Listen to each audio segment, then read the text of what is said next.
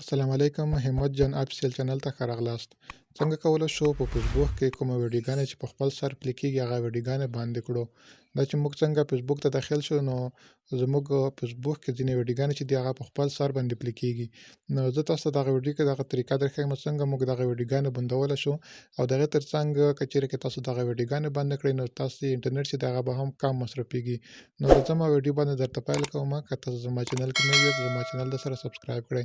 تاسو به راشئ خپل فیسبوک آی ډي چې هغه به راخلاصه کړئ. کله چې فیسبوک آی ډي راخلاصه کړئ لاندې به راشئ سیټینګ ته. سیټینګ باندې به کلیک وکړئ. کله مو چې سیټینګ باندې کلیک وکړ لاندې به راشئ. دلته دغه میډیا برخې ته دغه میډیا باندې به کلیک وکړئ. هغې وروسته به لاندې راشئ.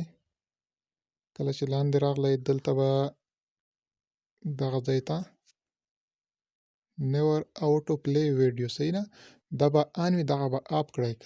کله مو چې دغه اپ کړه نو ستاسو ویډیوګانې چې دي هغه به په فیسبوک کې باندې شي، یعنې په خپل سر به ستاسو فیسبوک کې ویډیوګانې نه خلاصېږي.